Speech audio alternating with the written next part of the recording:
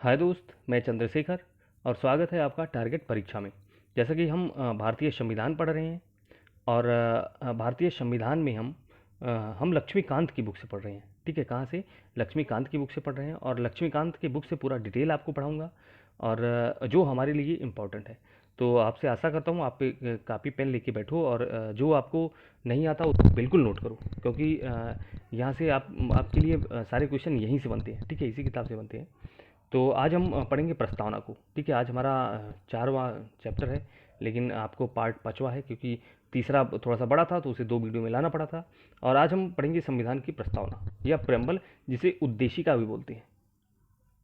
ठीक है, उद्देशिका भी बोलते हैं। तो चलो चालू करते हैं यहाँ से। कह रहा है सर्वप्रथम अमेरिकी संविधान में प्रस्तावना को सम्मिलित किया गया था। तो अगर ये आपसे पूछेगा सबसे पहले प्रस्तावना, जो प्रस्तावना है सबसे पहले किस संविधान में था, तो अमेरिका के संविधान में सबसे पहले प्रस्तावना को अपनाया गया था। ठीक है, फिर क्या हुआ? इसमें संविधान का सार होता है। इसमें प्रस्तावना ऐसा कहा जाता है कि ये संविधान का सार होता है। मतलब ऐसा कहा जाता है ना, अगर आपको भारत का संविधान जानना है तो आप प्रस्तावना को पढ़ लो।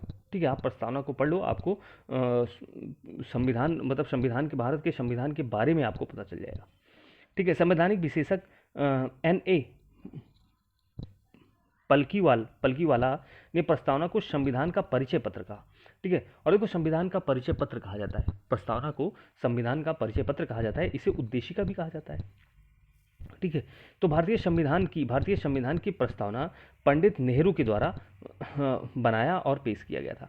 तो ये जो प्रस्तावना है भारत के संविधान में, जो प्रस्तावना है, तो आपसे पूछेगा कि प्रस्तावना किसके निर्देश पर लाया गया, तो पंडित नेहरू के निर्देश पर संविधान में प्रस्तावना को लाया गया। ठीक है, और इसे उद्देश्य प्रस्ताव पर आधारित है। ठीक है, अब देखो इसमें क्या है, अभी तक सॉरी, इसमें 42वां संविधान संशोधन अधिनियम 1976 द्वारा संशोधन किया गया। इसमें समाजवादी, धर्मनिरपेक्ष और अखंडता, ठीक है, ये शब्द जोड़े गए, 3 शब्द जोड़ा गया। ठीक है, और ये जो संविधान संशोधन हुआ, 42वां संविधान संशोधन 1976 में हुआ था। और इसमें जो शासन था, इसमें शासन था इंदिरा गांधी का। और आपको पता है ये 42वें संविधान संशोधन को ही मिनी संविधान बोला गया। ठीक है, इतना क्योंकि संविधान में इतना बड़ा बदलाव हुआ इसमें कि इसे मिनी संविधान बोला गया। और इसमें इंदिरा गांधी सरकार थी उस टाइम, और आपातकाल भी लगा हुआ था जब 42वां संविधान संशोधन लागू हुआ, मतलब हुआ, तो उस टाइम भारत में आपातकाल लगा हुआ था। और राष्ट्रपति फखरुद्दीन अली अहमद थे। ठीक है, राष्ट्रपति कौन थे? फखरुद्दीन अली अहमद। तो ये संविधान में 3 शब्द जोड़े गए। पहले मूल संविधान में ये 3 शब्द, सॉरी, प्रस्तावना में, मूल प्रस्तावना में ये 3 शब्द नहीं थे, समाजवादी, धर्मनिरपेक्ष और अखंडता। तो इन्हें जोड़ा गया। ध्यान दीजिएगा, कहीं कहीं धर्मनिरपेक्ष को पंथ निरपेक्ष भी बोल देते हैं, तो बात वही है। ठीक है, और अभी तक प्रस्तावना में सिर्फ एक बार संशोधन हुआ है। देखो, क्या प्रस्तावना में संशोधन हो सकता है? तो बिल्कुल हो सकता है, और एक बार हुआ भी है। अभी तक प्रस्तावना में सिर्फ एक बार हुआ है, यही 42वां संविधान संशोधन। और अभी तक प्रस्तावना में संविधान संशोधन नहीं हुआ है। प्रस्तावना में संविधान संशोधन हो सकता है, लेकिन पूरे मूल ढांचे को नहीं बदला, पूरा प्रस्तावना आप नहीं बदल सकते हो। ठीक है, समझ पाए आप? तो अगर आपसे ये पूछेगा कि क्या प्रस्तावना को बदला जा सकता है, मूल ढांचा, प्रस्तावना का मूल ढांचा बदला जा सकता है, तो नहीं। क्या संशोधन किया जा सकता है? तो बिल्कुल संशोधन किया जा सकता है। अभी तक कितनी बार हुआ है? तो एक बार हुआ है। ठीक है, ये आपको अपने दिमाग में रखना है। अब देखो, संविधान की प्रस्तावना क्या है, हम पढ़ते हैं। तो संविधान की प्रस्तावना है हम भारत के लोग। तो सबसे पहले यहाँ ये जान लो कि बार बार पूछता है जो संविधान की प्रस्तावना है उसकी शुरुआत किस शब्द से हुई है, तो उसकी शुरुआत हुई है हम भारत के लोग से। ठीक है, तो हम भारत के लोग से प्रस्तावना की शुरुआत हुई है। तो ये तो सबसे पहले अपने दिमाग में बैठा लो, और ये हमारा प्रस्तावना है। एक बार हम पढ़ते हैं। हम भारत के लोग भारत को एक संपूर्ण प्रभुत्व संपन्न समाजवादी, धर्मनिरपेक्ष, लोकतांत्रिक, ये जो 3 शब्द जोड़े गए, ठीक है, गणराज्य बनाने के लिए, और इसके समस्त नागरिक को सामाजिक, आर्थिक और राजनैतिक न्याय, विचार, अभिव्यक्त, धर्म, विश्वास व उपासना की स्वतंत्रता, प्रतिष्ठा और अवसर की समता प्राप्त करने के लिए तथा व्यक्ति की गरिमा और राष्ट्र की एकता तथा अखंडता सुनिश्चित करने वाली बंधुता बढ़ाने के लिए दृढ़ संकल्पित होकर अपनी इस संविधान सभा में आज दिनांक 26 नवंबर 1949 को एतद द्वारा इस संविधान को अंगीकृत अधिनियम और आत्मपारित करते हैं। ठीक है, ये है। तो अगर आपसे ये पूछेगा कि प्रस्तावना में संविधान को लागू करने की कौन सी तिथि बताई गई है, तो आपको बताना है 26 नवंबर 1949। ये प्रस्तावना में बताया गया है, ठीक है। और इसमें 3 शब्द जोड़े गए हैं, एक बार संशोधन हुआ है, हम भारत के लोग से इसकी शुरुआत होती है। ये आपका प्रस्तावना है, ठीक है। प्रस्तावना के मूल तत्व हम देख लेते हैं। क्या कहता है? संविधान के अधिकार का स्रोत, मतलब प्रस्तावना कहती है कि संविधान भारत के लोगों की शक्ति अधिग्रहित करता है, मतलब लोगों की शक्ति के द्वारा ये अधिग्रहित, मतलब लोगों की शक्ति इसमें निहित है, आप ऐसा कह सकते हो, ठीक है। भारत की प्रकृति यह घोषणा करती है कि भारत एक संप्रभु, समाजवादी, धर्मनिरपेक्ष, लोकतांत्रिक व गणराज्य राज व्यवस्था वाला देश है, ठीक है। हालांकि अभी हम आगे समझेंगे। इसके अनुसार न्याय, स्वतंत्रता, समानता और बंधुत्व के उद्देश्य हैं, ठीक है। संविधान में संविधान लागू होने की तिथि 26 नवंबर 1949 तिथि का उल्लेख करती है। तो अगर आपसे देखो, हमारा संविधान तो 26 जनवरी 1950 को लागू हुआ था, लेकिन हमारा संविधान 26 नवंबर 1949 बनकर तैयार हुआ था। तो जो इसमें डेट है, जो सन है, वो 26 नवंबर 1949 का ही है। तो ये हमको अपने दिमाग में बैठाना है। फिर क्या होता है? संप्रभुता क्या होता है? संप्रभुता का शब्द आशय है कि भारत ना तो किसी अन्य देश पर निर्भर है और ना ही किसी देश का डोमिनियन है। देखो, डोमिनियन क्या होता है? डोमिनियन होता है, जैसे मान लो भारत है, भारत तो मान लो आज़ाद है, अब भारत पर किसी देश का नियंत्रण है, मतलब जो वो चाहेगा वैसे कर। अभी अभी हाल अब देख लो आप, पाकिस्तान में, पाकिस्तान क्या है, जो चीन जितना कहता है उतना करता है। तो एक प्रकार से डोमिनियन तो नहीं है, लेकिन एक प्रकार से वही है, ठीक है, कि मतलब वो जितना कहेगा उतना ही उनको करना है। तो जिस देश पर किसी अन्य देश कोई शासन करता हो या उसके निर्देश से काम होता है, तो उसे डोमिनियन कहा जाता है। लेकिन भारत क्या है? भारत डोमिनियन राज्य नहीं है, ठीक है। तो इसके ऊपर और कोई शक्ति नहीं है, या मामलों आंतरिक और नियंत्रित स्वतंत्र है। बस इतना याद रखना है। संप्रभुता मतलब क्या होता है? इसका आशय है कि भारत खुद अपने आप पर निर्भर है, ठीक है।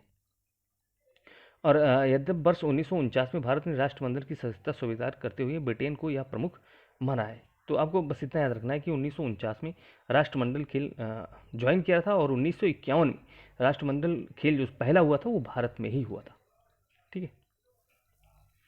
आगे चलते हैं। धर्मनिरपेक्ष। धर्मनिरपेक्ष का इसका क्या मतलब है? ये 42वें संविधान संशोधन के तहत जोड़ा गया। इसका मतलब है कि भारत किसी भी धर्म, एक विशेष धर्म को नहीं मानता, ठीक है। भारत एक विशेष धर्म को नहीं मानता, सब लोग अपना अपना धर्म मानने के लिए स्वतंत्र हैं। और ये अनुच्छेद 25 से 28 हमको बताता है धार्मिक स्वतंत्रता, ठीक है। फिर हम देते हैं लोकतांत्रिक। लोकतांत्रिक मतलब क्या होता है? अर्थात सर्वोच्च शक्ति जनता के हाथों में है। ये बहुत ज़्यादा इंपॉर्टेंट है, बार बार पूछा जाता है। लोकतांत्रिक देश भारत, आपको पता है भारत क्या है? भारत एक लोकतांत्रिक देश है। क्यों? क्योंकि इसमें जो सर्वोच्च शक्ति है वो जनता के हाथों में है। क्यों? अब देखो, आपको पता है यहाँ जो भी चुनाव होता है, अब बताओ, जनता ही सर्वोच्च होती है, ठीक है। अभी मान लो विधायक का हुआ, सांसद का हुआ, प्रधानमंत्री का हुआ, तो हम ही लोग तो उनको चुनते हैं। और आगे मान लो राष्ट्रपति का हुआ, तो राष्ट्रपति को देखो डायरेक्ट जनता तो वोट नहीं देती, लेकिन जनता द्वारा, जनता जिसको चुनी रहती है वही उसको वोट देते हैं, ठीक है। तो जो सर्वोच्च शक्ति है वो किस में है? जनता में स्थित है। और फिर आगे देते हैं गणतंत्र। अब यहाँ गणतंत्र बहुत ज़्यादा इंपॉर्टेंट है, ये आपको देखना है, समझना है। गणतंत्र का मतलब होता है कि राजशाही गणतंत्र, गणतंत्र का मतलब ये, सबसे पहले तो ये जान लो, जो हमारा राष्ट्र का प्रमुख होता है, जो हमारे देश का प्रमुख होता है, वो कौन सा है? वो कौन है? राष्ट्रपति है। अब राष्ट्रपति का हमारे यहाँ क्या होता है? चुनाव होता है। हमारे यहाँ राष्ट्रपति का चुनाव होता है, ना कि ये वंश के अनुसार चुने जाते हैं। ऐसा तो है नहीं कि अगर कोई राष्ट्रपति है तो उसका लड़का फिर राष्ट्रपति, उसका फिर लड़का राष्ट्रपति, ऐसा कुछ नहीं है। भारत में क्या है कि राष्ट्रपति का चुनाव होता है, मतलब जो राष्ट्र का प्रमुख है उसका चुनाव होता है, ना कि वह वंश के अनुसार है। इसलिए भारत को गणतंत्र कहा जाता है। और बार बार ये क्वेश्चन पूछा गया है कि भारत को गणतंत्र क्यों कहा जाता है, एक गणतंत्र देश क्यों कहा जाता है? क्योंकि भारत का जो प्रमुख है, राष्ट्राध्यक्ष है, उसका चुनाव होता है, ठीक है। उसका चुनाव, आपको पता है, इनका चुनाव हर 5 वर्ष में अप्रत्यक्ष तरीके से जनता द्वारा होता है। तो ये आपको अपने दिमाग में बैठाना है। अब देखो, कहा जाता है यह संविधान की आत्मा है। प्रस्तावना को संविधान की आत्मा कहा जाता है, यह संविधान की कुंजी है, या ठीक है, प्रस्तावना को संविधान की आत्मा कहा जाता है, संविधान की कुंजी कहा जाता है, संविधान का आभूषण कहा जाता है। तो ये सब आपको याद रखना है, ठीक है। संविधान को ये सब कहा जाता है। अब देखो, भारत के पूर्व न्यायाधीश एम हिदाउद्दुल्ला मानते हैं कि प्रस्तावना अमेरिका की स्वतंत्रता की घोषणा के समान है। लेकिन यह एक घोषणा से भी ज़्यादा है। ठीक है, हमारे संविधान की आत्मा है। तो ये हमारे संविधान की आत्मा है। किसने माना है? एम हिदाउद्दुल्ला। एम हिदाउद्दुल्ला सर्वोच्च न्यायालय के मुख्य न्यायाधीश हैं, थे हालांकि, सॉरी, ये सर्वोच्च न्यायालय के मुख्य न्यायाधीश थे। और आपको बता दूं कि हिदाउद्दौला एक ऐसे व्यक्ति हैं जो भारत के राष्ट्रपति और भारत के उपराष्ट्रपति और भारत के सर्वोच्च न्यायालय के मुख्य न्यायाधीश तीनों के पद पर रह चुके हैं। ठीक है, कार्यवाहक थे हालांकि, लेकिन रह चुके हैं। देखो, हालांकि उच्चतम न्यायालय ने यह व्यवस्था दी है, प्रस्तावना संविधान का एक भाग है। देखो, क्या प्रस्तावना, अब आपसे ये क्वेश्चन पूछा जा सकता है, क्या प्रस्तावना संविधान का एक भाग है या नहीं? तो आपका आंसर होगा नो। लेकिन क्या है? ये गलत है। प्रस्तावना, सर्वोच्च न्यायालय ने बताया कि जो प्रस्तावना है ये संविधान का एक भाग है। तो आपको अपने दिमाग में रखना होगा कि जो प्रस्तावना है ये संविधान का एक अंग है, संविधान का एक भाग है। ठीक है, अब तक प्रस्तावना में केवल सॉरी अब तक प्रस्तावना में केवल एक बार संशोधन 42वां संविधान संशोधन अनुच्छेद 42वां संविधान संशोधन अधिनियम 1976 के तहत किया गया, और इसमें समाजवादी, धर्मनिरपेक्ष और अखंडता इस शब्द को जोड़ा गया। ठीक है, बस इतना याद रखना है आपको। और कुछ और देख लेते हैं हम। अब देखो, यहाँ कह रहा है कि नेहरू ने 13 दिसंबर 1946 को प्रस्तावना लाया। देखो, प्रस्तावना किसके विचार से आया? तो आपको पता है, नेहरू के विचार से। और 13 दिसंबर 1946 को नेहरू ने इस प्रस्तावना को संविधान के मतलब संविधान सभा के समक्ष रखा, और इसे 22 जनवरी 1947 को अपनाया गया। तो अगर आपसे पूछेगा प्रस्तावना को कब अपनाया गया, तो 22 जनवरी 1947 को प्रस्तावना को अपना लिया गया। बस इतना आपको याद रखना है। तो बस दोस्त, आज के लिए इतना ही। अब मिलेंगे अगले वीडियो में। Thank you.